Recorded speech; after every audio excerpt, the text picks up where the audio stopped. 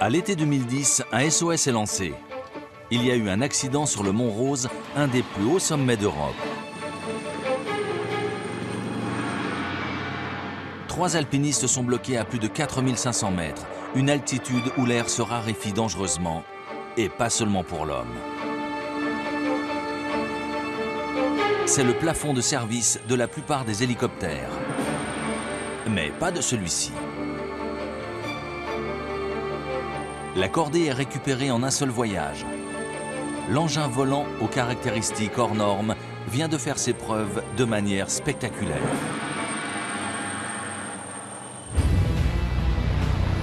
Voici le nouveau fleuron de la voilure tournante. Un appareil qui repousse toutes les limites, capable d'aller n'importe où, plus haut et plus loin. En pleine tempête, dans le blizzard ou la fournaise des déserts, il remplit les missions les plus ardues.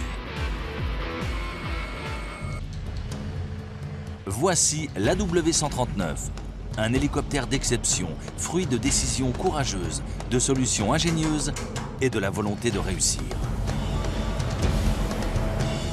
Il est construit près de Milan dans une usine tout aussi exceptionnelle.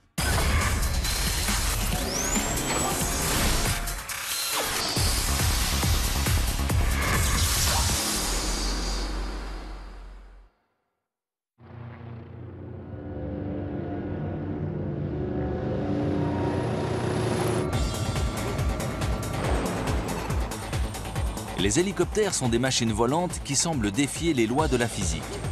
Nettement plus limités que les avions et plus difficiles à concevoir et à fabriquer, ils présentent cependant de gros avantages.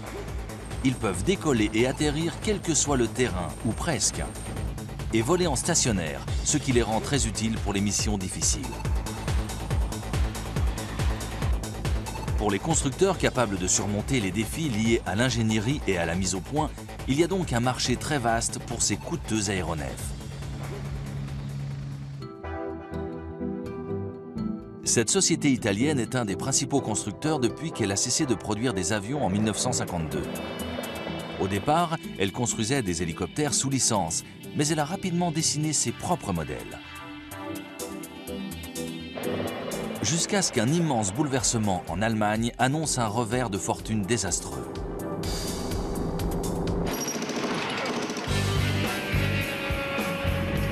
La chute du mur de Berlin marqua la fin de la guerre froide. Ce fut une nouvelle formidable pour les Européens, mais pas pour les fabricants d'hélicoptères. Pendant des décennies, les contrats militaires avaient garni les carnets de commandes.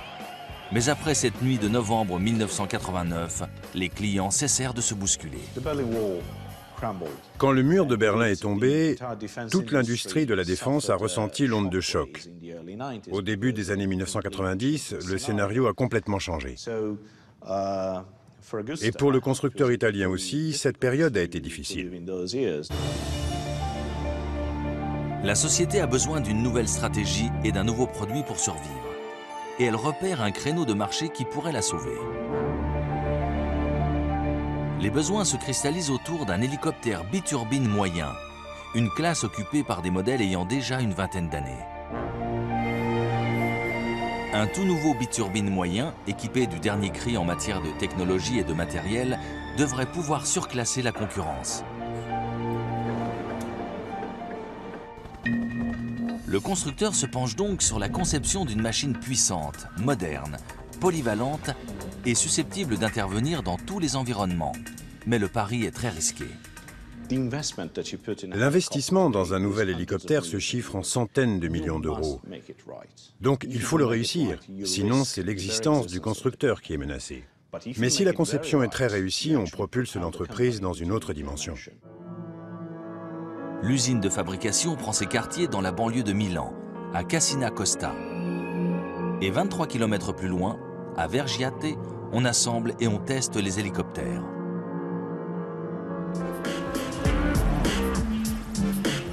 C'est à Vergiate que l'entreprise s'attaque au problème fondamental de la fabrication du 139. Pour avoir un retour sur investissement, elle doit séduire des clients très différents. Mais comment concevoir un hélicoptère parfaitement adapté à des tâches très diverses, allant du secours en montagne au transport de VIP? réponse, c'est impossible. Sur ces chaînes de fabrication immenses, les ouvriers n'assemblent pas un, mais plus de 150 hélicoptères qui sont en fait autant de versions sur mesure produites à partir du 139 de base. Tommaso Colli est un des tailleurs de la marque, chargé de prendre les mesures des exigences du client pour que ce dernier se procure exactement l'appareil dont il a besoin. Sur cette chaîne, on procède à l'assemblage de toutes les versions du 139. Offshore, recherche et sauvetage, ambulance, VIP, utilitaire. Celui-ci va devenir un hélicoptère de recherche et de sauvetage en mer. Donc, il sera équipé d'un treuil, d'une caméra infrarouge et d'une protection anti-intempéries. La logistique imposée par cette fabrication sur mesure a de quoi effrayer. Jusqu'à 14 versions pouvant être assemblées simultanément, comment être certain qu'on a posé le bon élément sur le bon hélicoptère? Les concepteurs de l'usine avaient besoin d'un système fiable. C'est pour ça que chaque version a des plans et un code qui lui sont propres. Poste après poste, les ouvriers entrent ce code dans un ordinateur pour visualiser le guide de montage correspondant à chaque version. Pour optimiser le rendement, cette usine dispose de 2 grandes lignes d'assemblage parallèles, équipées chacune de 7 postes où on ajoute les différents composants. Chaque poste ayant un cycle de construction de 9 jours, il faut environ 2 mois pour assembler un hélicoptère. Tout commence au poste 0. Les structures construites sur mesure sont installées sur des socles qui les soutiendront jusqu'à la pose des roues qui aura lieu bien plus tard. Limiter le poids de l'hélicoptère est une des clés de ses performances.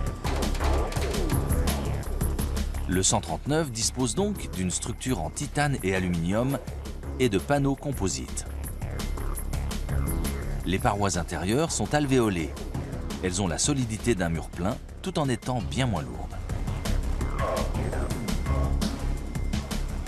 La structure est pourvue d'ouvertures de portes très larges et de l'intérieur le plus vaste des hélicoptères de cette classe. Le trait de génie, c'est de conserver cette partie vide. De cette façon, les 150 versions peuvent accueillir aussi bien 15 passagers que du matériel et des équipements en tout genre. Le plancher est bas et plat, grâce au fait que les réservoirs de carburant, qui sont habituellement logés dessous, sont à l'arrière de la cabine. La boîte de transmission principale est au-dessus de la cabine plutôt qu'à l'intérieur, ce qui libère énormément d'espace. Au final, on obtient un volume lisse et vide. C'est quasiment du jamais vu dans cette classe d'hélicoptère. Et c'est parfait pour des missions comme le secours en montagne.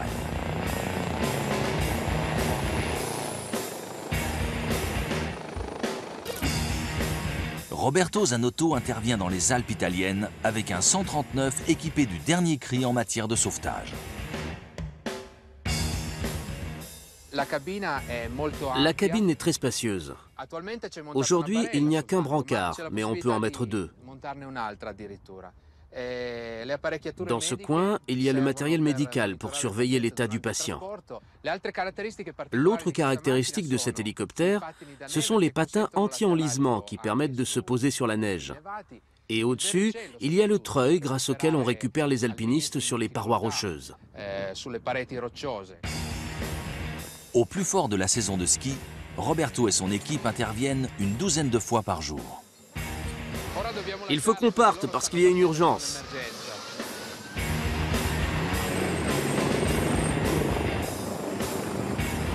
L'hélicoptère est l'engin idéal pour le secours en montagne, parce qu'il peut rester en stationnaire et se poser presque n'importe où. Mais il y a un gros revers à cette médaille. Le plafond de service est bien plus bas que celui d'un avion, la faute à la raréfaction de l'air. Ce phénomène perturbe le vol. L'air étant moins dense, les pales peuvent moins s'appuyer dessus et il y a moins d'oxygène pour alimenter les moteurs. Bien des hélicoptères ont donc du mal à atteindre les sommets les plus élevés, et encore plus à récupérer les alpinistes en difficulté. Mais le 139 a réussi à repousser ses limites grâce à une solution toute simple. Sur la chaîne d'assemblage principale, on pose les 2 turbines du 139 au poste 4. Cet hélicoptère qui repousse toutes les limites parvient à fonctionner en haute altitude principalement grâce à ses chevaux. Ces moteurs sont les plus puissants à jamais avoir été installés sur un biturbine.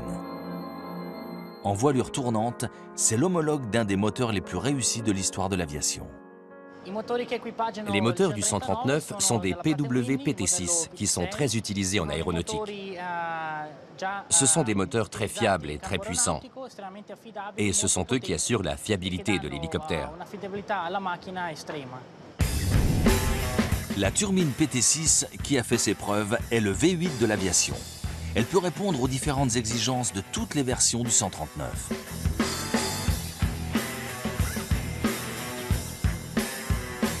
Chaque moteur développe 1700 chevaux. C'est plus du double de celui d'une Formule 1. Et il faut bien ça pour transporter beaucoup de passagers ou de matériel. La vitesse de pointe est de 309 km/h. Pour les VIP pressés, cet hélicoptère est le plus rapide de sa classe. Ces moteurs permettent aussi au 139 d'aller n'importe où, et c'est une des conditions du succès du projet. Ils ont la puissance et la fiabilité nécessaires pour les vols longue distance vers les plateformes pétrolières, pour voler dans la chaleur étouffante des villes et pour faire du secours en montagne. Roberto Zanotto l'a d'ailleurs constaté lorsqu'il est intervenu en urgence sur le mont Rose dans les Alpes à plus de 4500 mètres d'altitude.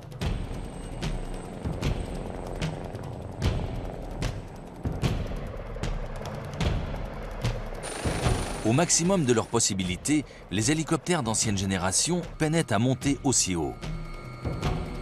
Il était temps de voir de quoi le 139 était capable. Quand on s'est approché de la zone, je me suis mis d'accord avec mon treuilliste pour récupérer d'abord le premier alpiniste et le reconduire au refuge, avant de revenir sur site pour chercher le deuxième. Mais l'opération ne se déroule pas comme prévu.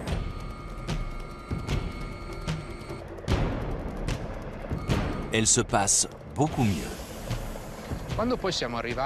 Quand on est arrivé sur zone, on a constaté que l'hélicoptère avait une telle réserve de puissance qu'on pouvait continuer à travailler en toute sécurité.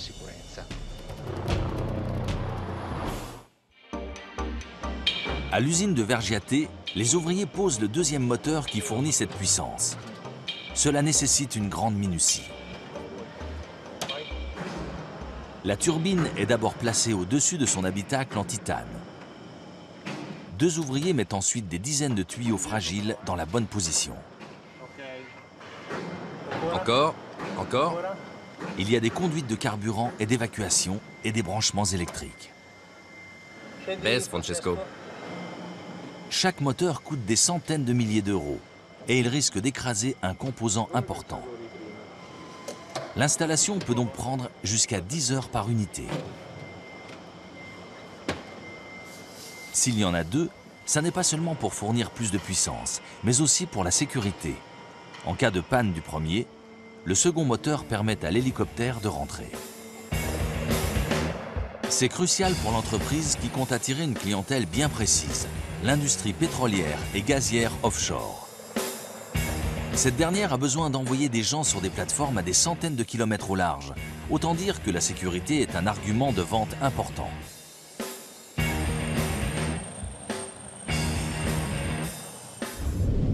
Avec 2 moteurs, ça tombe sous le sens. Mais malheureusement, cette pièce, la boîte de transmission principale, ne peut être qu'en un seul exemplaire. Sa conception est donc cruciale pour le succès du projet. La transmission démultiplie la puissance phénoménale des 2 turbines. De 21 000 tours minute pour la vitesse de rotation des turbomoteurs, on passe à des régimes rotor de 300 tours minute pour le rotor principal et d'environ 1200 tours pour le rotor arrière. Le pire scénario pour la transmission, c'est la fuite d'huile. Sans lubrifiant, les engrenages s'échauffent et finissent par se détériorer. Et si la transmission s'arrête, les rotors aussi. C'est à 23 km au sud de l'usine d'assemblage à Cassina Costa que cet élément capital pour la sécurité est conçu et fabriqué. Pour tranquilliser les acteurs de l'exploitation pétrolière et gazière offshore, l'équipe doit relever un défi inimaginable. Sous la houlette du responsable du bureau d'études, Giuseppe Gasparini, elle doit imaginer une transmission pouvant fonctionner sans huile. Par le passé, les hélicoptères rapides ne pouvaient voler sans huile que très peu de temps, quelques minutes seulement. Puis la réglementation a changé sous l'impulsion de l'industrie pétrolière et gazière offshore et de l'armée. Il a fallu que cette durée de fonctionnement s'allonge nettement pour atteindre une demi-heure. La mission confiée à l'ingénieur est décisive pour le projet. Parvenir à 30 minutes de fonctionnement sans huile et réaliser une boîte de transmission capable de supporter 3400 chevaux et contenant des dizaines de composants importants. La partie la plus sollicitée pour faire fonctionner un moteur sans huile, c'est l'endroit où la vitesse et la puissance se font sentir. Mais Giuseppe Gasparini a plus d'un tour dans son sac. Il a trouvé un moyen de contrer la fuite en limitant l'écoulement d'huile depuis cet endroit stratégique. La condition absolument indispensable, c'est de créer des réservoirs à l'intérieur de cette zone. En cas de fuite, ça permet de lubrifier pendant plus longtemps les endroits les plus sensibles de la transmission. Ces réservoirs permettent de gagner de précieuses minutes. Mais pour arriver à une demi-heure, il va falloir que la fabrication soit particulièrement précise. Cette tâche est confiée au service production. La facture pour l'usinage de chaque transmission est d'1 demi-million d'euros. Avant, le constructeur a dû assembler un prototype capable de réussir les essais d'autonomie sans huile. Il devait être très solide et répondre à des tolérances très précises. Cela s'est passé sous le contrôle du directeur de l'ingénierie, Domenico D'Agostino, qui surveille étroitement chaque étape de la production. Il va falloir refaire un passage pour cette partie-là. Un passage complet. D'accord. Merci.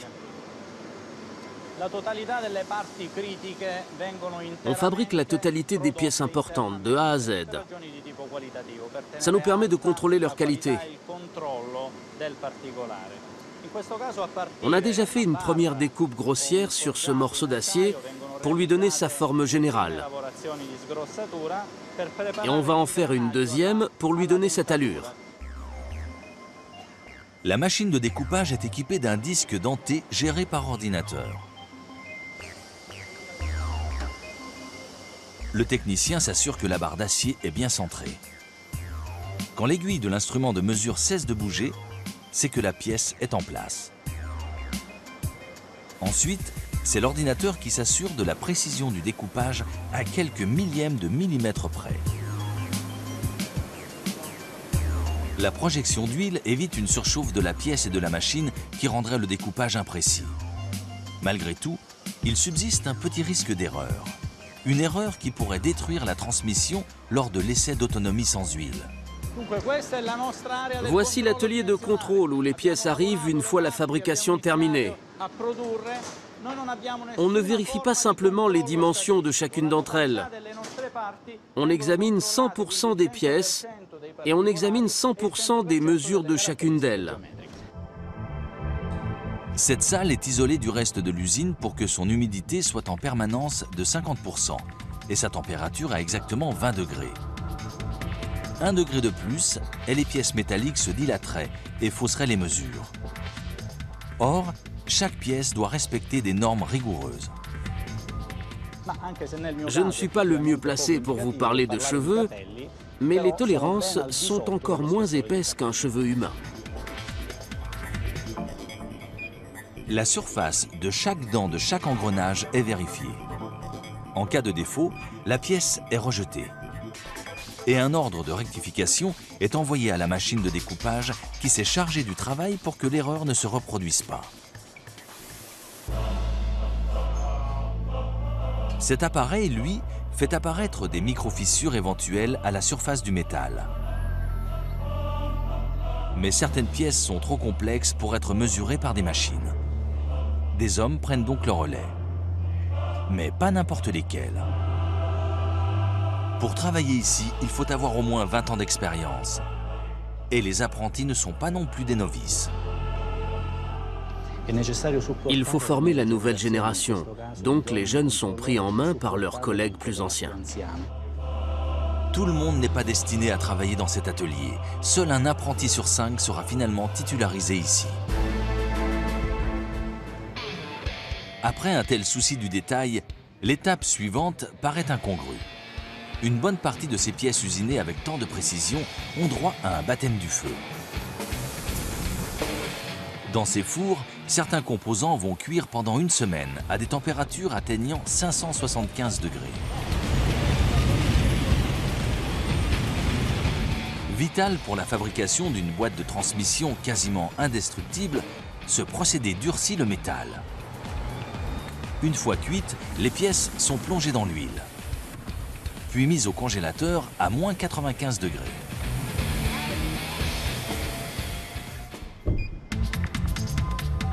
Sans surprise, après un tel traitement, les pièces ont besoin d'être à nouveau mesurées,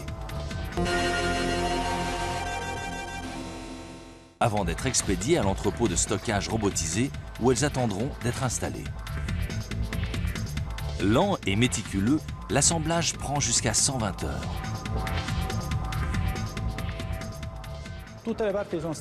Une fois qu'on a contrôlé toutes les pièces, on passe au montage qui est lui aussi rigoureusement surveillé. Il y a un opérateur et un contrôleur qui travaillent ensemble jusqu'à ce qu'on arrive à cette configuration. À ce stade, la transmission est prête à passer au banc d'essai.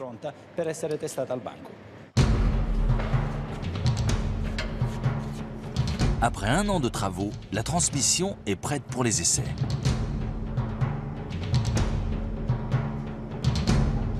Avant le test crucial à sec, le prototype a fait d'innombrables simulations de vol avec lubrifiant.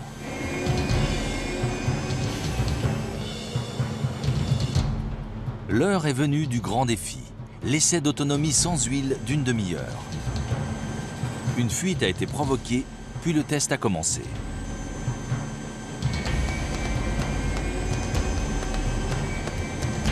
C'est décisif pour la transmission, pour l'ensemble du projet AW139 et pour Giuseppe Gasparini. Le test d'autonomie sans huile a été la partie la plus stressante. Parce que même s'il ne durait que 30 minutes, on avait l'impression qu'il était terriblement long. Et tant qu'on n'était pas au bout, on ne pouvait pas savoir si on avait réussi ou pas. Et au bout d'une demi-heure, pour être bien sûr que la transmission a réussi le test, on la démonte et on examine l'état d'usure de chaque composant. Elle a fait mieux que résister. Elle n'a subi aucun dégât. C'est un résultat excellent pour toute l'équipe. La dernière phase a été très éprouvante, très fatigante. Elle a mobilisé beaucoup de gens et au final, ça a été un grand soulagement. Le 139 peut recevoir son certificat de navigabilité pour les opérations offshore. Le projet vient de faire un grand pas vers son objectif ambitieux. L'hélicoptère a des moteurs puissants et une transmission presque indestructible. Mais la mécanique à elle seule ne suffira pas à en faire un engin tout-terrain. Pour exprimer tout son potentiel, l'AW139 doit résister aux pires tempêtes sur terre et en mer, au blizzard et à la visibilité zéro, sachant que les hélicoptères sont déjà par nature difficiles à piloter. Les deux pieds servent à contrôler le rotor arrière. Une main s'occupe de la direction, pendant que l'autre fait gagner ou perdre de l'altitude. Et pour un stationnaire, les 4 membres interviennent en même temps. Complexes par temps calme, les manœuvres se transforment en défis au milieu d'une tempête. C'est pourquoi le constructeur a décidé qu'il était grand temps de donner un coup de main aux pilotes. À l'usine de Vergiate, la solution permettant de voler par mauvais temps se trouve au poste 5. Ces écrans plats, il y en a jusqu'à 5, font partie d'un système baptisé avionique centralisé. Elle concentre les données provenant de tous les éléments électroniques et les indique aux pilotes. Réessai avec le P2. Il faut qu'on le fasse avec le collectif et avec le cyclique.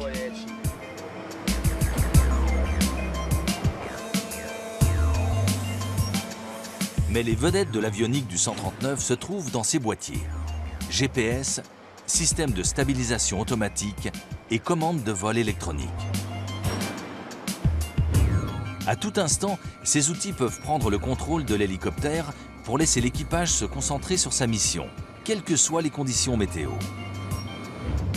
Antonio Micheli teste l'avionique du 139.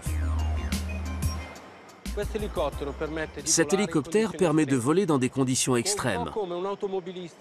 Ça revient à conduire une voiture en pleine nuit, sans les phares. Le pilote peut arriver à destination grâce au système de gestion de vol, en gardant les bras croisés et les yeux fermés. L'hélicoptère se débrouille tout seul.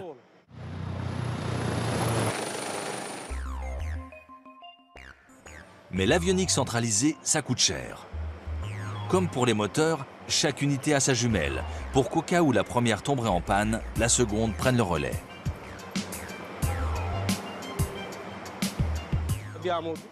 Il y a 2 ordinateurs, 2 systèmes de stabilisation électronique de dernière génération, 2 pilotes automatiques, 2 radios pour communiquer avec l'extérieur, plus les équipements pour surveiller en temps réel tout ce qui se passe en dehors de l'hélicoptère dans des conditions extrêmes. Cet équipement de pointe fait monter la facture jusqu'à 12 millions d'euros.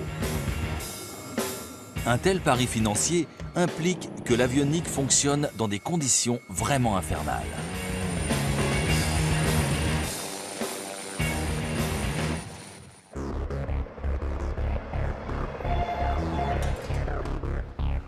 Garde-côte de Sarzana. Des centaines de stations de garde-côte à travers le monde comptent sur leurs hélicoptères pour sauver des vies. L'aéroport, c'est Sarzana. Ricardo, informe l'équipage.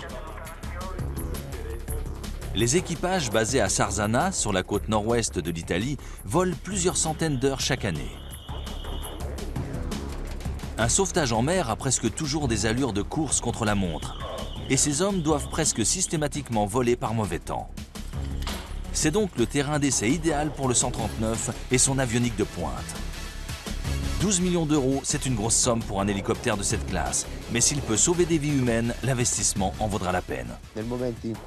Quand on doit affronter des vents forts et une mer difficile, on sait qu'avec cet hélicoptère, on peut accomplir notre mission en toute sécurité et ramener les survivants.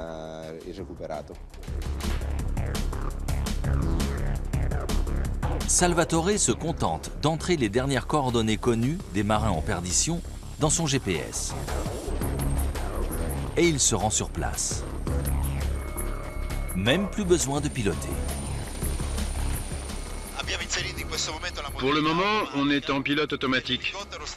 Et c'est l'hélicoptère qui nous conduit au-dessus de la zone de recherche. Quand on y arrivera, il se calera sur le mode recherche qui est affiché sur cet écran.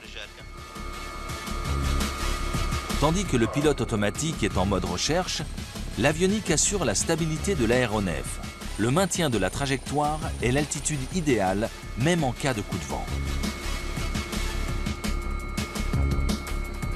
Vient alors la partie la plus difficile de la mission de sauvetage, surtout quand la météo et la visibilité sont mauvaises. Car c'est quand il est en stationnaire qu'un hélicoptère est le plus vulnérable. Mais là encore, l'avionique intervient.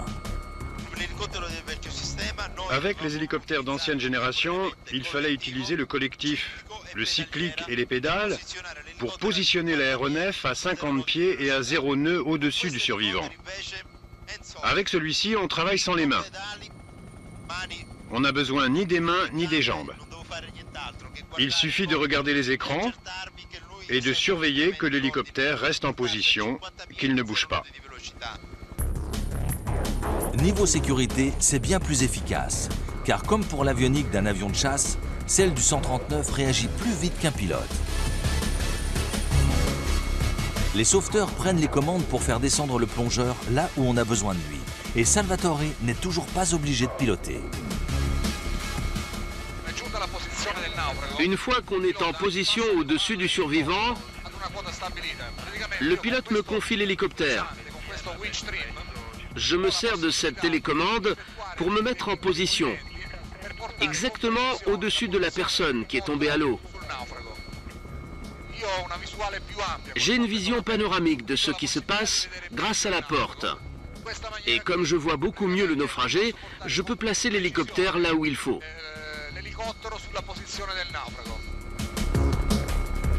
Cet équipement peut sembler superflu par une belle journée en Méditerranée, mais partout dans le monde, le 139 a montré qu'il pouvait sauver des vies dans des conditions nettement moins propices. Décembre 2010, en Australie, le Queensland est frappé par une série de crues subites et dévastatrices. 70 villes sont touchées et 200 000 vies sont en jeu. Des 139 interviennent pour de nombreux sauvetages d'urgence. Et l'avionique aide les pilotes à faire face aux conditions sans cesse changeantes. La puissance et la taille de l'hélicoptère permettent d'évacuer plusieurs individus à la fois. Un seul appareil a ainsi permis de sauver 43 personnes en un après-midi.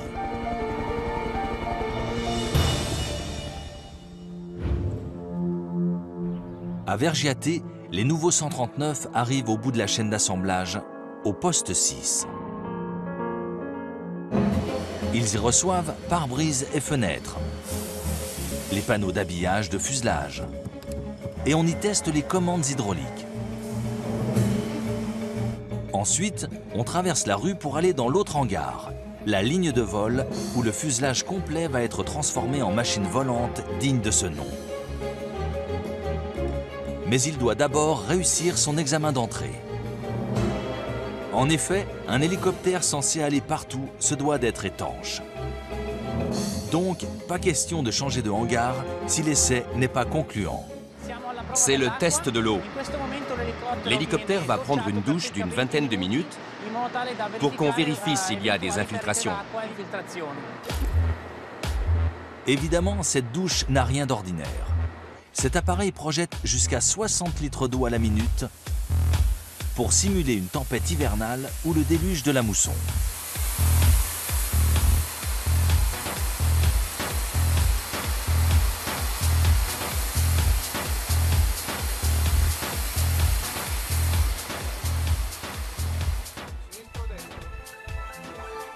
En cabine, Tommaso et son équipe, armés de lampes torches et de miroirs, traquent les moindres gouttes.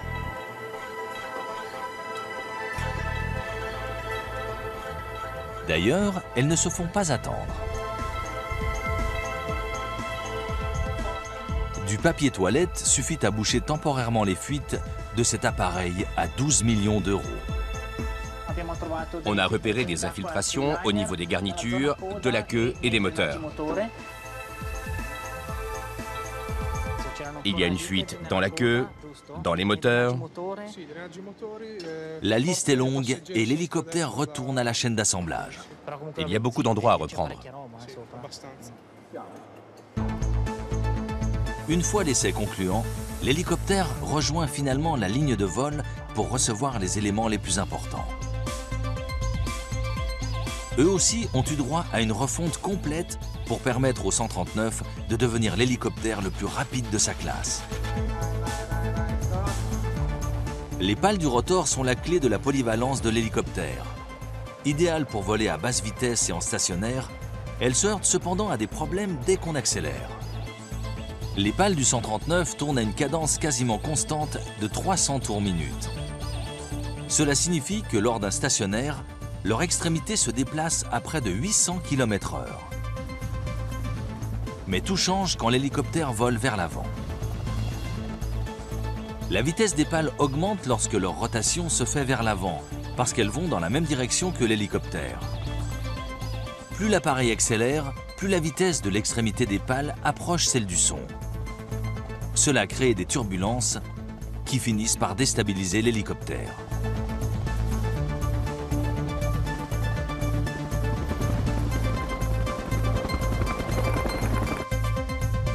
Pierre Abdelnour a dû surmonter la barrière de la vitesse. Pour un concepteur d'hélicoptère, un des plus gros problèmes à résoudre tient au fait que la pale avançante ne peut guère dépasser la vitesse du son, alors que la pale reculante, elle, tourne à une vitesse nettement moins élevée, ce qui crée un déséquilibre au niveau de la tête rotor. L'ingénieur s'inspire alors des avions supersoniques. Leurs ailes en flèche arrière réduisent les turbulences une fois franchi le mur du son.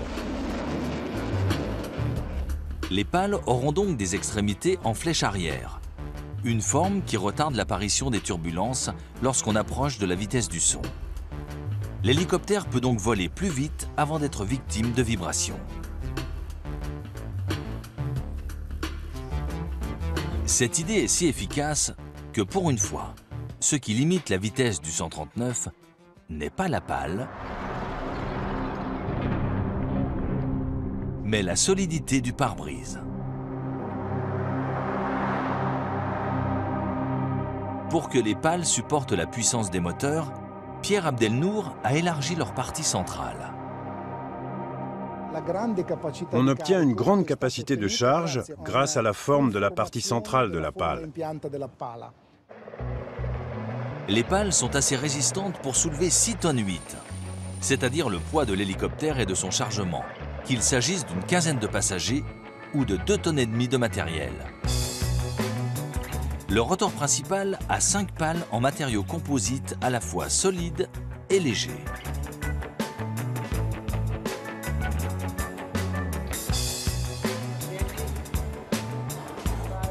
Continue. Chacune n'est fixée que grâce à 2 boulons en titane. C'est très important de faire l'installation correctement. Sinon, ça risque de faire de gros dégâts. Dans le pire des cas, même s'il est très improbable, une pale pourrait se détacher. Et ça ne serait pas bon pour l'hélicoptère.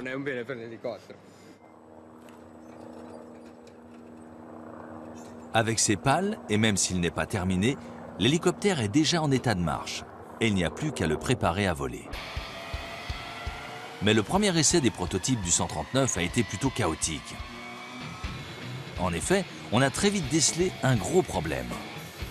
La puissance des moteurs était très difficile à contrôler et à grande vitesse, l'hélicoptère devenait très instable. C'était un problème qu'il fallait impérativement résoudre, sinon le pari du constructeur se serait soldé par un échec. À grande vitesse, la queue d'un hélicoptère risque de perdre en stabilité. Pour pallier ce problème, il suffit d'ajouter un élément tout simple baptisé stabilisateur. Sur ce modèle d'ancienne génération, on voit bien son profil. Il remplit la même fonction qu'un becquet de dragster qui exerce une pression vers le bas à grande vitesse. Mais lors des essais en vol des premiers prototypes de 139, le pilote d'essai en chef, Pino Lococo, a constaté que le problème perdurait. Pendant les essais, on a testé l'hélicoptère sans stabilisateur, puis avec des stabilisateurs de différents types. Mais à chaque fois, il était instable. En fait, il fallait quasiment piloter avec les 2 mains. Il en conclut que la pression exercée par les stabilisateurs vers le bas est insuffisante. On a d'abord pensé à améliorer l'efficacité en allongeant les stabilisateurs. Mais ça créait d'autres problèmes, notamment lors des interventions au sol. Donc il a fallu envisager d'autres solutions. On a donc ajouté au bout du stabilisateur un élément aérodynamique appelé ailette. On a emprunté cette solution aux avions qui volent à grande vitesse. On a ajouté une ailette à notre stabilisateur. Grâce à elle, on a résolu le problème de stabilité de manière très efficace.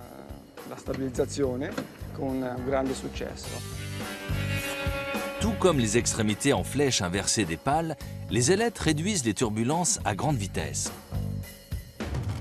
Et comme sur un dragster, elles exercent une pression vers le bas plus importante, ce qui permet d'aller plus vite.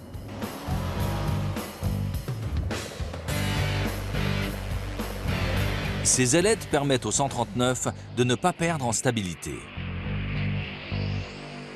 La conception d'un hélicoptère tout-terrain et polyvalent est terminée.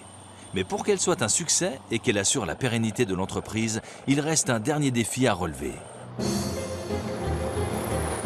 Comme le 139 s'adresse à des clients très différents, une fois chaque unité testée, elle retourne à la ligne de vol pour être équipée en fonction des exigences de l'acheteur. Tommaso Colli, le chef de produit, supervise la personnalisation de 10 appareils. Sur ma droite, vous pouvez voir un hélicoptère en version VIP. Sa structure est facilement reconnaissable. Cet appareil est équipé d'une porte à charnière et non d'une porte coulissante. À bord, il y a un système actif de réduction des vibrations. Ce sont ces 3 boîtiers. Ils sont gérés par un ordinateur et ils se déplacent pour contrer les vibrations naturelles de l'hélicoptère. C'est un système spécifique au 139 que les clients VIP apprécient particulièrement. Cette boîte de transmission a été étudiée spécialement pour la clientèle VIP. Elle est dotée d'un système de réduction du bruit et des vibrations. Cet hélicoptère est plus confortable que les autres. Une fois personnalisé, l'appareil est terminé. Donc, on le démonte pour le peindre.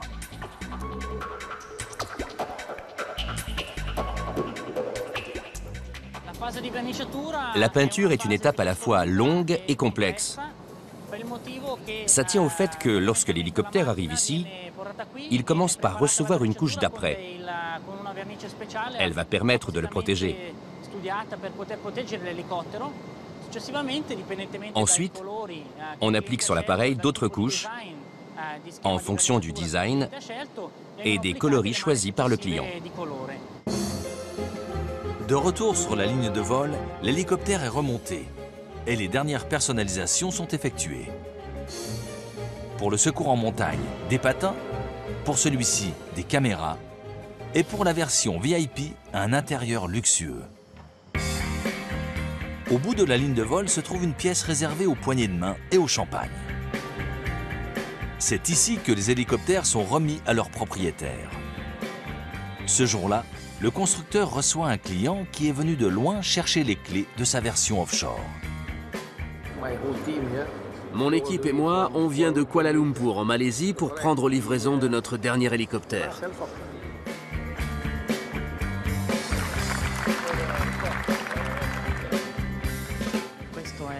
Aujourd'hui, c'est un peu le couronnement de toute la fabrication. C'est un moment plein d'émotions, auquel participent bien sûr beaucoup de gens, la direction et le client.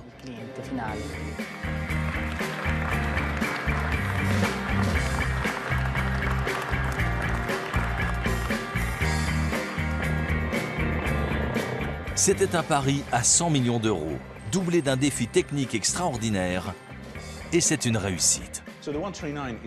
Le 139 a changé la donne, parce qu'il a fait de l'entreprise, qui occupait une niche, un des principaux acteurs du marché civil, et parce qu'il l'a fait entrer dans la Ligue des champions des constructeurs. L'AW139 s'est déjà vendu à 500 exemplaires à travers le monde, et il a sauvé des vies, traversant les océans, affrontant le blizzard. Cet appareil fait tout ce qu'on attend de lui, et bien plus encore.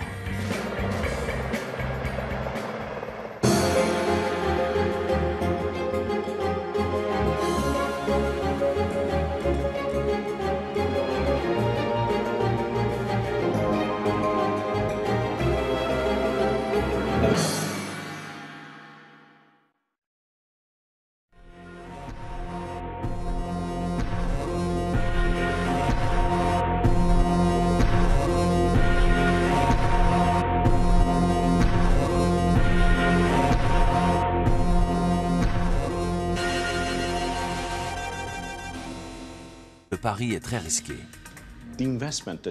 L'investissement dans un nouvel hélicoptère se chiffre en centaines de millions d'euros. Donc il faut le réussir, sinon c'est l'existence du constructeur qui est menacée. Mais si la conception est très réussie, on propulse l'entreprise dans une autre dimension. L'usine de fabrication prend ses quartiers dans la banlieue de Milan, à Cassina Costa. Et 23 km plus loin, à Vergiate, on assemble et on teste les hélicoptères.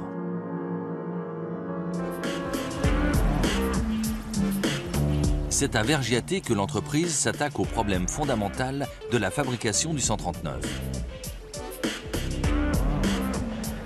Pour avoir un retour sur investissement, elle doit séduire des clients très différents. Mais comment concevoir un hélicoptère parfaitement adapté à des tâches très diverses, allant du secours en montagne au transport de VIP? Réponse, c'est impossible. Sur ces chaînes de fabrication immenses, les ouvriers n'assemblent pas un, mais plus de 150 hélicoptères qui sont en fait autant de versions sur mesure produites à partir du 139 de base. Tommaso Colli est un des tailleurs de la marque, chargé de prendre les mesures des exigences du client pour que ce dernier se procure exactement l'appareil dont il a besoin. Un revers de fortune désastreux.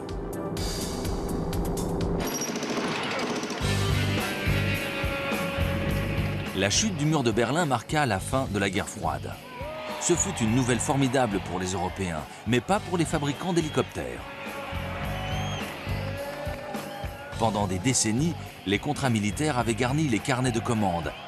Mais après cette nuit de novembre 1989, les clients cessèrent de se bousculer. Quand le mur de Berlin est tombé, toute l'industrie de la défense a ressenti l'onde de choc. Au début des années 1990, le scénario a complètement changé. Et pour le constructeur italien aussi, cette période a été difficile. La société a besoin d'une nouvelle stratégie et d'un nouveau produit pour survivre. Et elle repère un créneau de marché qui pourrait la sauver. Les besoins se cristallisent autour d'un hélicoptère biturbine moyen, une classe occupée par des modèles ayant déjà une vingtaine d'années. Un tout nouveau biturbine moyen, équipé du dernier cri en matière de technologie et de matériel, devrait pouvoir surclasser la concurrence. Le constructeur se penche donc sur la conception d'une machine puissante, moderne, polyvalente et susceptible d'intervenir dans tous les environnements. Mais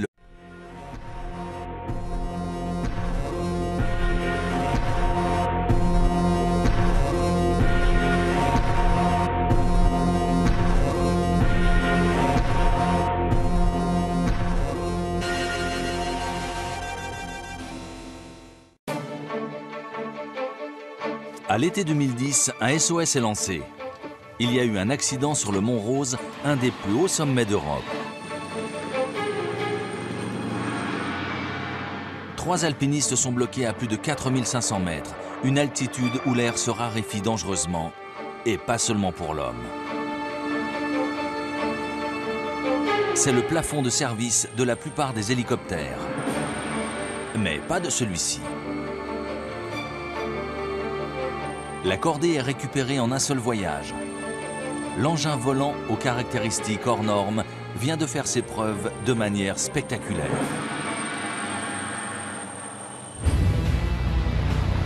Voici le nouveau fleuron de la voilure tournante. Un appareil qui repousse toutes les limites, capable d'aller n'importe où, plus haut et plus loin. En pleine tempête, dans le blizzard ou la fournaise des déserts, il remplit les missions les plus ardues. Voici l'AW139. Sur cette chaîne, on procède à l'assemblage de toutes les versions du 139. Offshore, recherche et sauvetage, ambulance, VIP, utilitaire. Celui-ci va devenir un hélicoptère de recherche et de sauvetage en mer.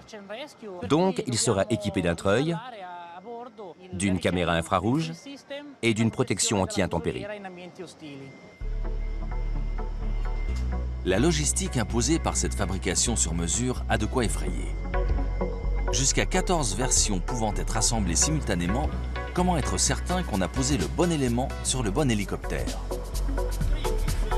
Les concepteurs de l'usine avaient besoin d'un système fiable. C'est pour ça que chaque version a des plans et un code qui lui sont propres. Poste après poste, les ouvriers entrent ce code dans un ordinateur pour visualiser le guide de montage correspondant à chaque version. Pour optimiser le rendement, cette usine dispose de 2 grandes lignes d'assemblage parallèles, équipées chacune de 7 postes où on ajoute les différents composants. Chaque poste ayant un cycle de construction de 9 jours, il faut environ 2 mois pour assembler un hélicoptère. Hélicoptère d'exception, fruit de décisions courageuses, de solutions ingénieuses et de la volonté de réussir. Il est construit près de Milan dans une usine tout aussi exceptionnelle.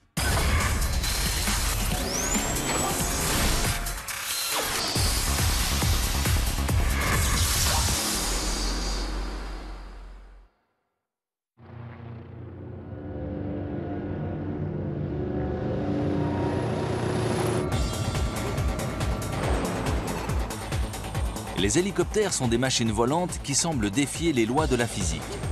Nettement plus limités que les avions et plus difficiles à concevoir et à fabriquer, ils présentent cependant de gros avantages.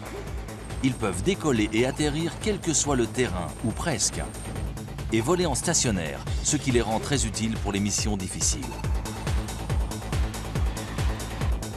Pour les constructeurs capables de surmonter les défis liés à l'ingénierie et à la mise au point, il y a donc un marché très vaste pour ces coûteux aéronefs.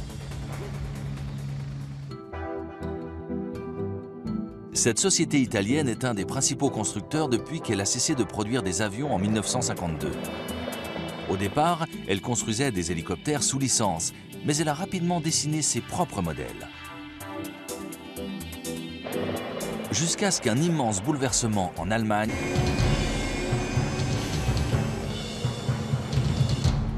l'heure est venue du grand défi, l'essai d'autonomie sans huile d'une demi-heure. Une fuite a été provoquée, puis le test a commencé.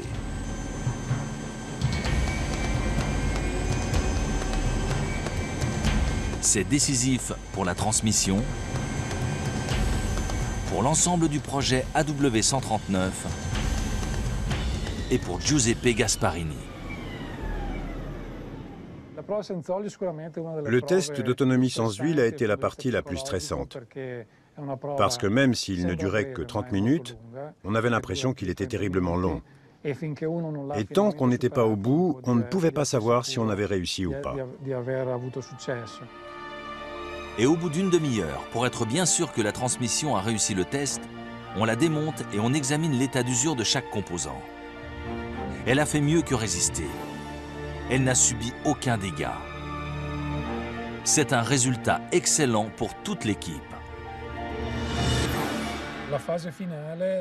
La dernière phase a été très éprouvante, très fatigante. Elle a mobilisé beaucoup de gens et au final, ça a été un grand soulagement.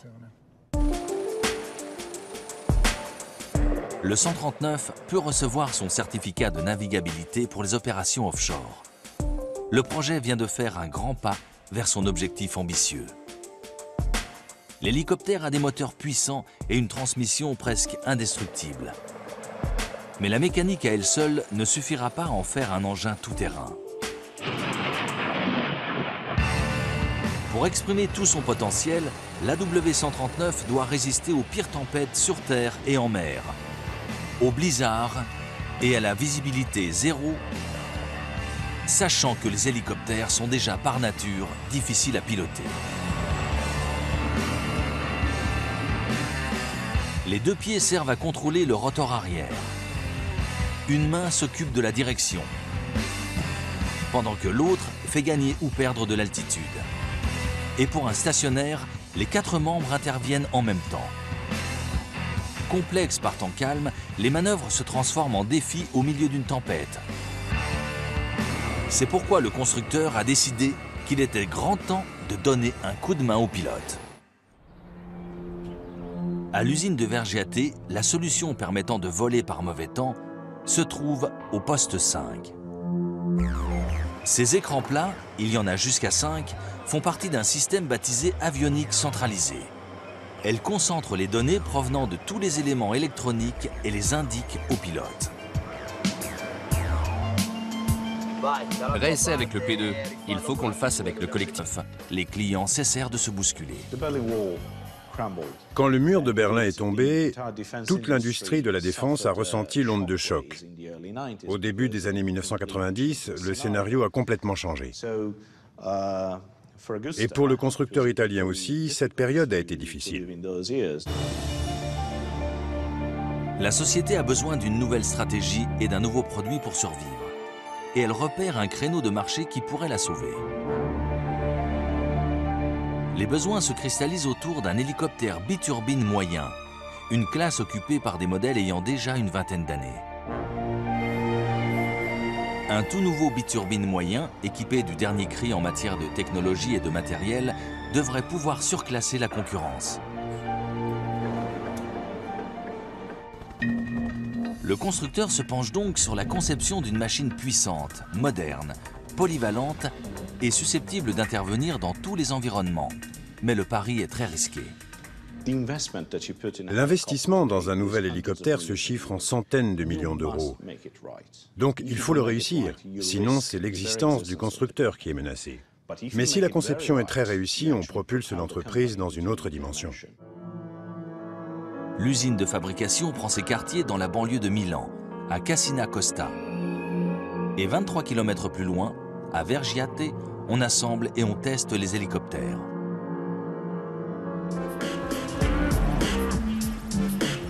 C'est à Vergiate que l'entreprise s'attaque au problème fondamental de la fabrication du 139. Pour avoir un retour sur investissement, elle doit séduire des clients très différents. Mais comment concevoir un hélicoptère parfaitement adapté à des tâches très diverses, allant du secours en montagne au transport de VIP? Réponse, c'est impossible. Sur ces chaînes de fabrication immenses, les ouvriers n'assemblent pas un, mais plus de 150 hélicoptères qui sont en fait autant de versions sur mesure produites à partir du 139 de base.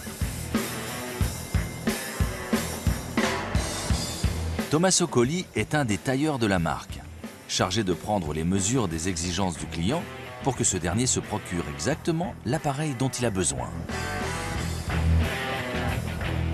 Sur cette chaîne, on procède à l'assemblage de toutes les versions du 139.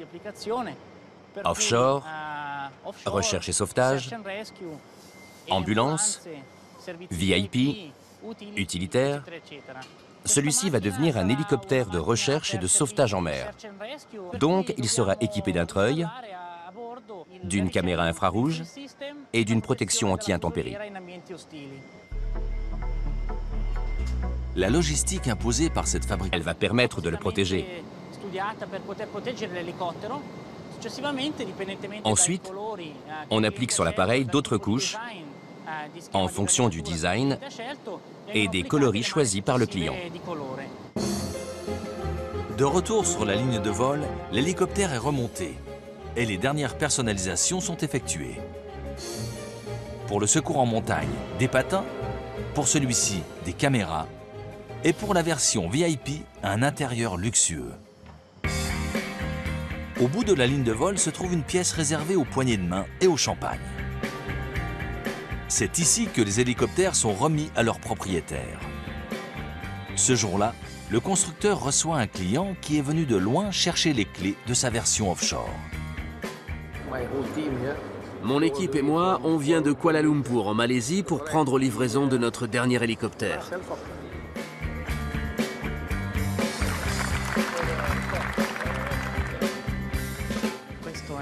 Aujourd'hui, c'est un peu le couronnement de toute la fabrication. C'est un moment plein d'émotions, auquel participent bien sûr beaucoup de gens, la direction et le client.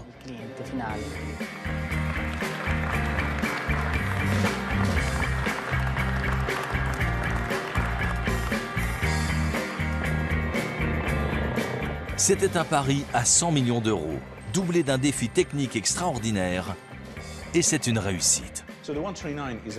Le 139 a changé la donne, parce qu'il a fait de l'entreprise, qui occupait une niche, un des principaux acteurs du marché civil, et parce qu'il l'a fait entrer dans la Ligue des champions des constructeurs. La W139 s'est déjà vendue à 500 exemplaires à travers le monde, et il a sauvé des vies, traversant les océans, affrontant le blizzard. Cet appareil fait tout ce qu'on attend de lui, et bien plus encore.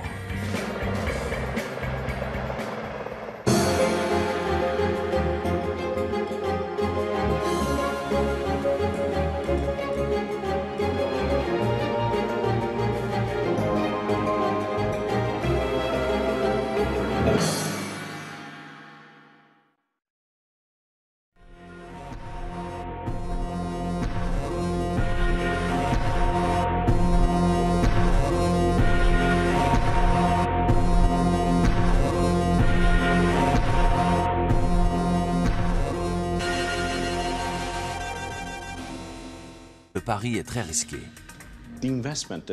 L'investissement dans un nouvel hélicoptère se chiffre en centaines de millions d'euros.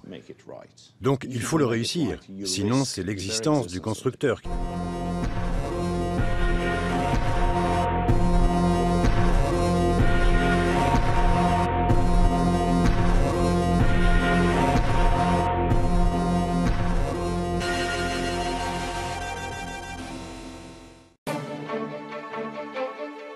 À l'été 2010, un SOS est lancé. Il y a eu un accident sur le Mont Rose, un des plus hauts sommets d'Europe. 3 alpinistes sont bloqués à plus de 4500 mètres, une altitude où l'air se raréfie dangereusement, et pas seulement pour l'homme. C'est le plafond de service de la plupart des hélicoptères. Mais pas de celui-ci. La cordée est récupérée en un seul voyage. L'engin volant aux caractéristiques hors normes vient de faire ses preuves de manière spectaculaire.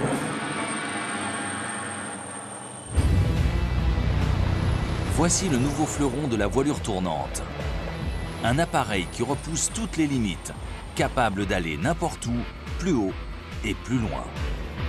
En pleine tempête, dans le blizzard ou la fournaise des déserts, il remplit les missions les plus ardues. Voici l'AW139, un hélicoptère d'exception, fruit de décisions courageuses, de solutions ingénieuses et de la volonté de réussir. Il est construit près de Milan dans une usine tout aussi exceptionnelle.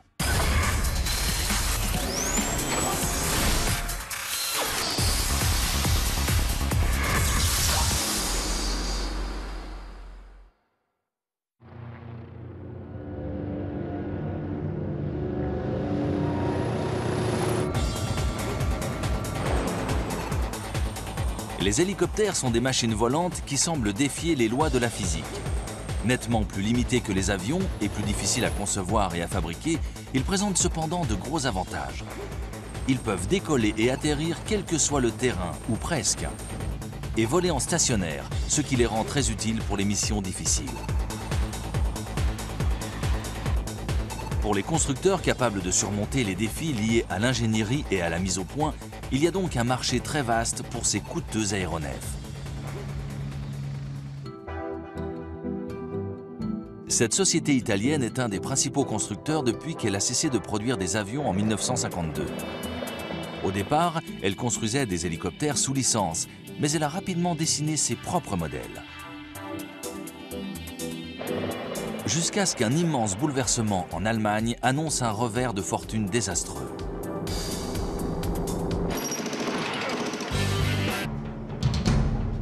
Avant le test crucial à sec, le prototype a fait d'innombrables simulations de vol avec lubrifiant.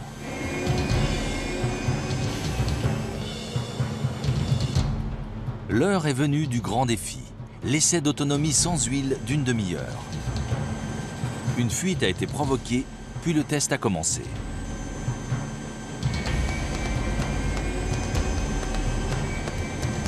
C'est décisif pour la transmission pour l'ensemble du projet AW139 et pour Giuseppe Gasparini. Le test d'autonomie sans huile a été la partie la plus stressante. Parce que même s'il ne durait que 30 minutes, on avait l'impression qu'il était terriblement long. Et tant qu'on n'était pas au bout, on ne pouvait pas savoir si on avait réussi ou pas. Et au bout d'une demi-heure, pour être bien sûr que la transmission a réussi le test, on la démonte et on examine l'état d'usure de chaque composant. Elle a fait mieux que résister. Elle n'a subi aucun dégât. C'est un résultat excellent pour toute l'équipe. La dernière phase a été très éprouvante, très fatigante. Elle a mobilisé beaucoup de gens et au final, ça a été un grand soulagement. Le 139 peut recevoir son certificat de navigabilité pour les opérations offshore. Le projet vient de faire un grand pas vers son objectif ambitieux. L'hélicoptère a des moteurs puissants et une transmission presque indestructible. Mais la mécanique à elle seule ne suffira pas à en faire un engin tout-terrain. Pour exprimer tout son potentiel, l'AW139 doit résister aux pires tempêtes sur terre et en mer, aux blizzards et à la visibilité zéro, sachant que les hélicoptères sont déjà par nature difficiles à piloter. Les deux pieds servent à contrôler le rotor arrière. Une main s'occupe de la direction, pendant que l'autre fait gagner ou perdre de l'altitude. Et pour un stationnaire, les 4 membres interviennent en même temps. Complexes par temps calme, les manœuvres se transforment en défis au milieu d'une tempête. C'est pourquoi le constructeur a décidé qu'il était grand temps de donner un coup de main au pilote. À l'usine de Vergiate, la solution permettant de voler par mauvais temps se trouve au poste 5. Ces écrans plats, il y en a jusqu'à 5, font partie d'un système baptisé avionique centralisé. Elles concentrent les données provenant de tous les éléments électroniques. Sur ces chaînes de fabrication immenses, les ouvriers n'assemblent pas un, mais plus de 150 hélicoptères qui sont en fait autant de versions sur mesure produites à partir du 139 de base.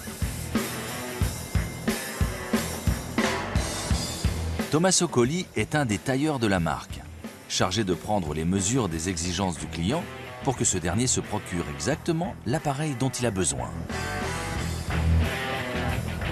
Un revers de fortune désastreux.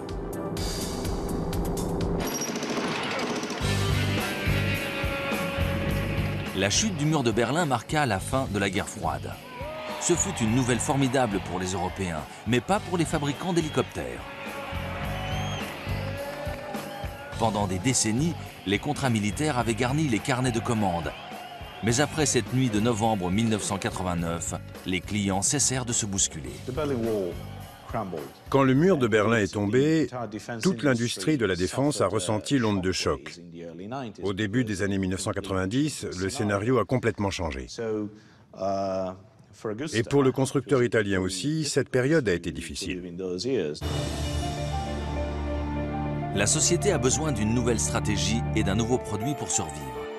Et elle repère un créneau de marché qui pourrait la sauver. Les besoins se cristallisent autour d'un hélicoptère biturbine moyen, une classe occupée par des modèles ayant déjà une vingtaine d'années. Un tout nouveau biturbine moyen, équipé du dernier cri en matière de technologie et de matériel, devrait pouvoir surclasser la concurrence. Le constructeur se penche donc sur la conception d'une machine puissante, moderne, polyvalente et susceptible d'intervenir dans tous les environnements. Mais le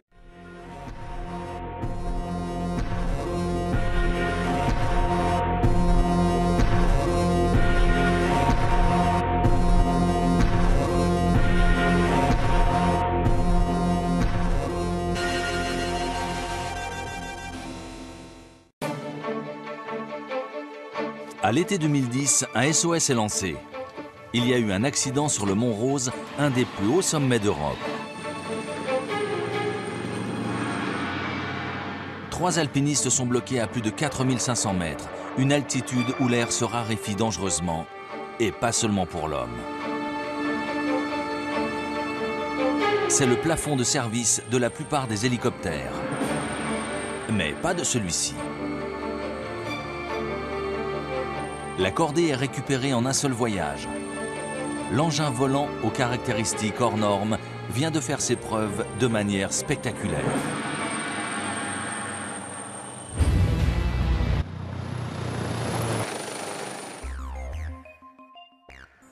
Mais l'avionique centralisée, ça coûte cher. Comme pour les moteurs, chaque unité a sa jumelle, pour qu'au cas où la première tomberait en panne, la seconde prenne le relais.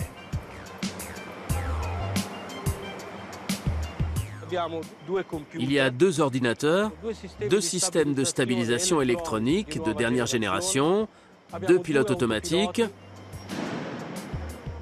2 radios pour communiquer avec l'extérieur, plus les équipements pour surveiller en temps réel tout ce qui se passe en dehors de l'hélicoptère dans des conditions extrêmes. Cet équipement de pointe fait monter la facture jusqu'à 12 millions d'euros. Un tel pari financier implique que l'avionique fonctionne dans des conditions vraiment infernales.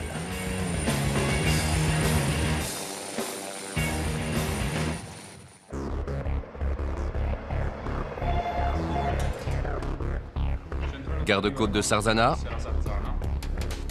Des centaines de stations de garde-côte à travers le monde comptent sur leurs hélicoptères pour sauver des vies. L'aéroport, c'est Sarzana.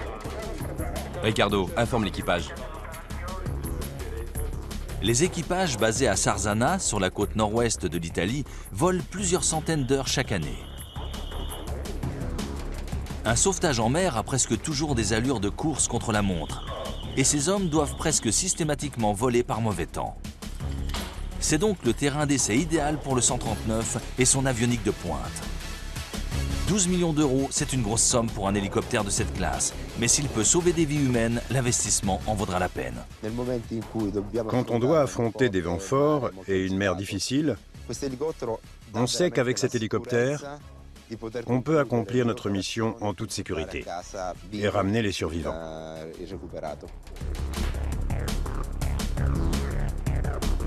Salvatore se contente d'entrer les dernières coordonnées connues des marins en perdition dans son GPS.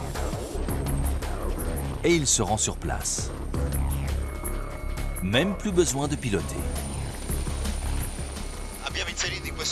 Pour le moment, on est en pilote automatique. Et c'est l'hélicoptère qui nous conduit au-dessus de la zone de recherche. Quand on y arrivera, il se calera sur le mode recherche qui est affiché sur cet écran. Tandis que le pilote automatique est en mode recherche, l'avionique assure la stabilité de l'aéronef, le maintien de la trajectoire et l'altitude idéale, même en cas de coup de vent. Vient alors la partie la plus difficile de la mission.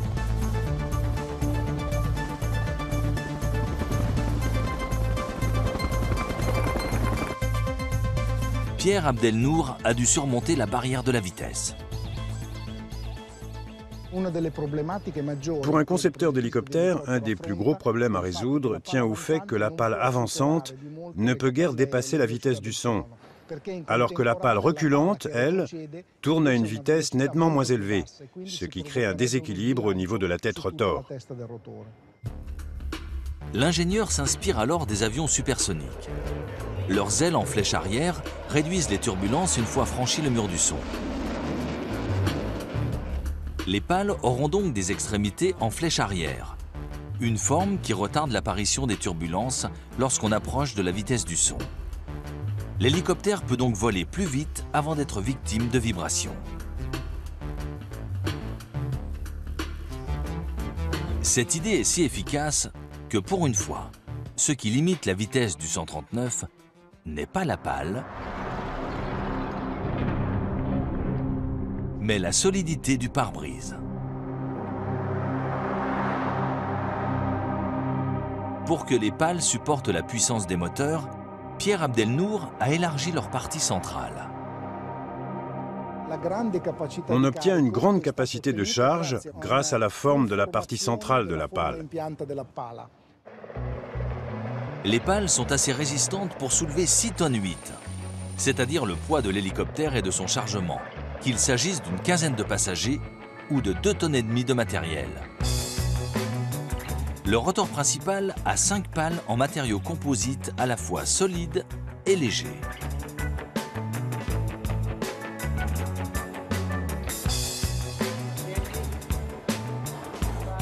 Continue. Chacune n'est fixée que grâce à 2 boulons en titane.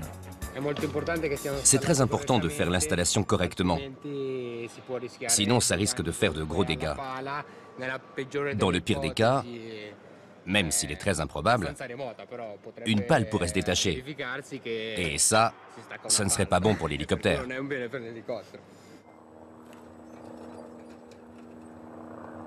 Avec ces pales, et même s'il n'est pas terminé, l'hélicoptère est déjà en état de marche et il n'y a plus qu'à le préparer à voler. Mais le premier essai des prototypes du 139 a été plutôt chaotique. En effet, on a très vite décelé un gros problème. La puissance des moteurs était très difficile à contrôler et à grande vitesse, l'hélicoptère devenait très instable. C'était un problème qu'il fallait impérativement résoudre. Sinon, le pari pour la fabrication d'une boîte de transmission quasiment indestructible, ce procédé durcit le métal. Une fois cuites, les pièces sont plongées dans l'huile, puis mises au congélateur à moins 95 degrés.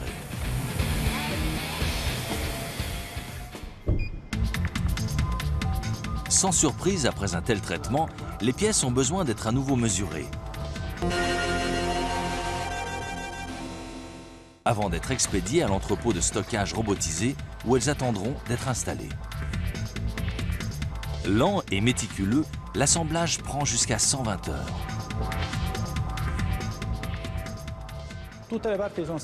Une fois qu'on a contrôlé toutes les pièces, on passe au montage qui est lui aussi rigoureusement surveillé. Il y a un opérateur et un contrôleur qui travaillent ensemble jusqu'à ce qu'on arrive à cette configuration. À ce stade, la transmission est prête à passer au banc d'essai.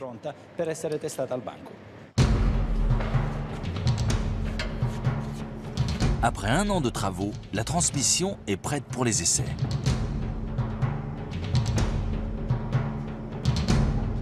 Avant le test crucial à sec, le prototype a fait d'innombrables simulations de vol avec lubrifiant.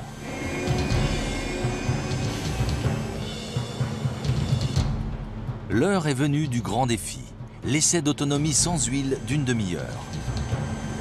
Une fuite a été provoquée, puis le test a commencé.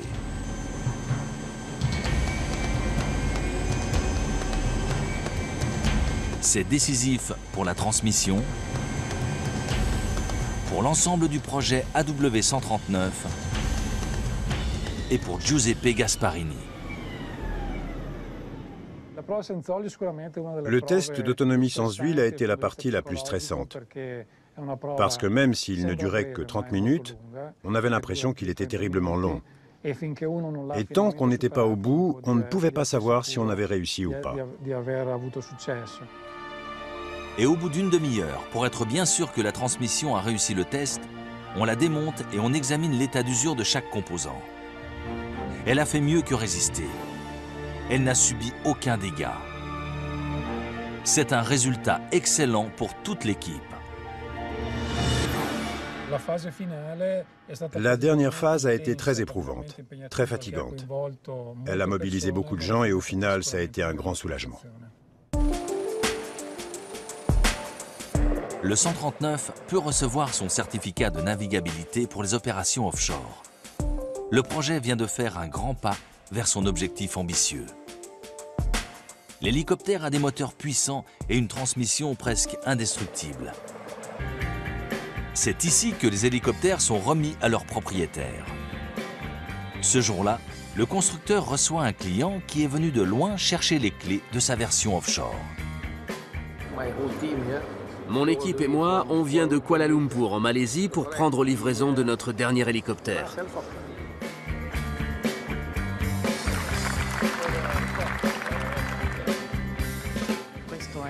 Aujourd'hui, c'est un peu le couronnement de toute la fabrication. C'est un moment plein d'émotions, auquel participent bien sûr beaucoup de gens, la direction et le client.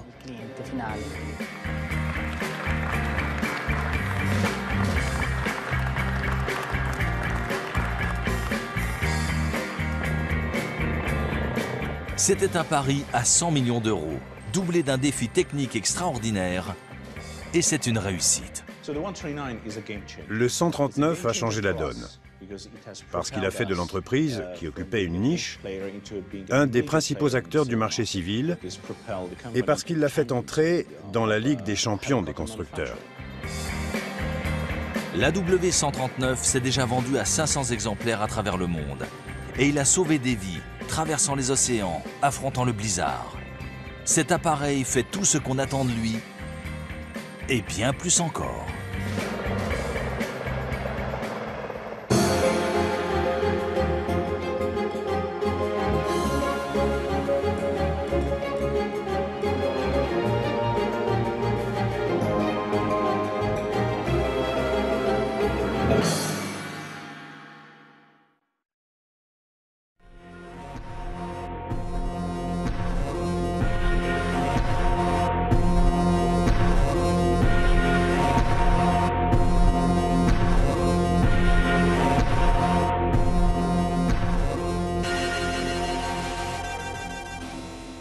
Le pari est très risqué.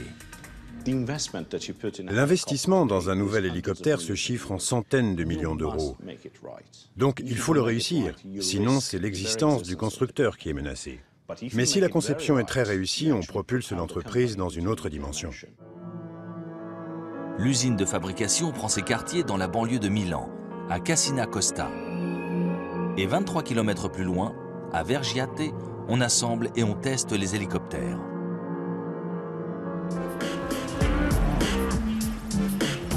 C'est à Vergiate que l'entreprise s'attaque au problème fondamental de la fabrication du 139. Pour avoir un retour sur investissement, elle doit séduire des clients très différents. Mais comment concevoir une subite et dévastatrice? 70 villes sont touchées et 200 000 vies sont en jeu. Des 139 interviennent pour de nombreux sauvetages d'urgence. Et l'avionique aide les pilotes à faire face aux conditions sans cesse changeantes. La puissance et la taille de l'hélicoptère permettent d'évacuer plusieurs individus à la fois. Un seul appareil a ainsi permis de sauver 43 personnes en un après-midi.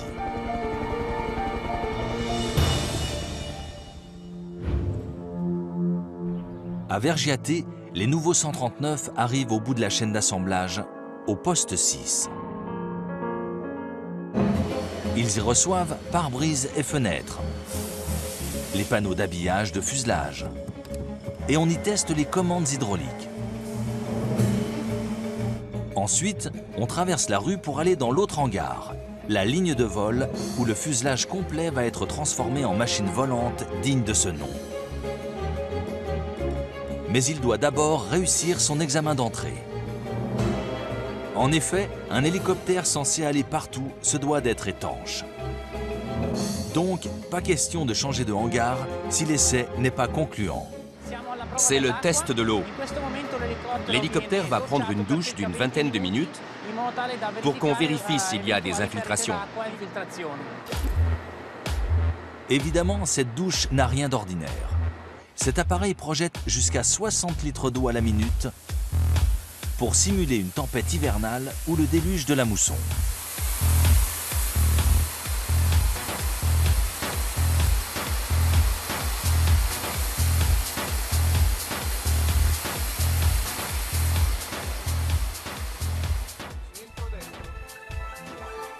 En cabine, Tommaso et son équipe, armés de lampes torches et de miroirs, traquent les moindres gouttes.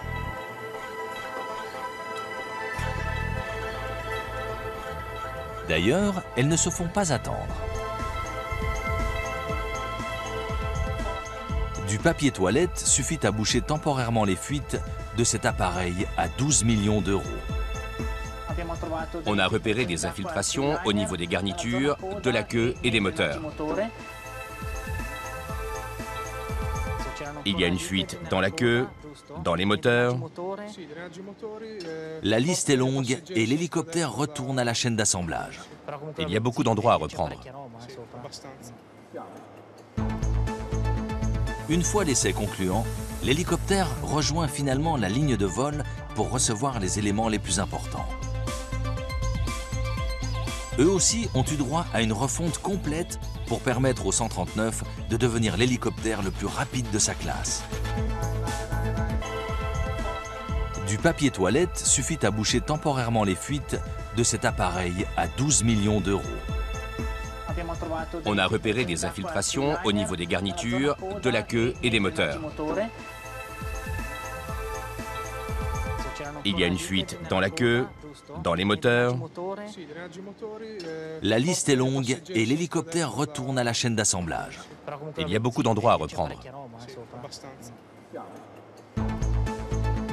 Une fois l'essai concluant, l'hélicoptère rejoint finalement la ligne de vol pour recevoir les éléments les plus importants. Eux aussi ont eu droit à une refonte complète pour permettre au 139 de devenir l'hélicoptère le plus rapide de sa classe. Les pales du rotor sont la clé de la polyvalence de l'hélicoptère. Idéale pour voler à basse vitesse et en stationnaire, elle se heurte cependant à des problèmes dès qu'on accélère. Les pales du 139 tournent à une cadence quasiment constante de 300 tours minute. Cela signifie que lors d'un stationnaire, leur extrémité se déplace à près de 800 km/h. Mais tout change quand l'hélicoptère vole vers l'avant. La vitesse des pales augmente lorsque leur rotation se fait vers l'avant, parce qu'elles vont dans la même direction que l'hélicoptère. Plus l'appareil accélère, plus la vitesse de l'extrémité des pales approche celle du son. Cela crée des turbulences qui finissent par déstabiliser l'hélicoptère.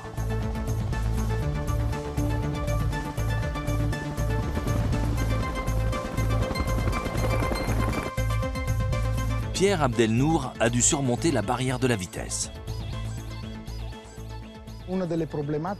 Pour un concepteur d'hélicoptère, un des plus gros problèmes à résoudre tient au fait que la pale avançante ne peut guère dépasser la vitesse du son, alors que la pale reculante, elle, tourne à une vitesse nettement moins élevée, ce qui crée un déséquilibre au niveau de la tête rotor.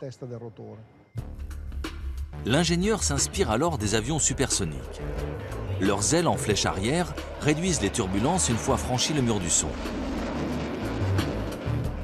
Les pales auront donc des extrémités en flèche arrière, une forme qui retarde l'apparition des turbulences lorsqu'on approche de la vitesse du son. L'hélicoptère peut donc voler plus vite avant d'être victime de vibrations. Cette idée est si efficace que pour une fois, ce qui limite la vitesse du 139 n'est pas la pale, mais la solidité du pare-brise. Pour que les pales supportent la puissance des moteurs, Pierre Abdelnour a élargi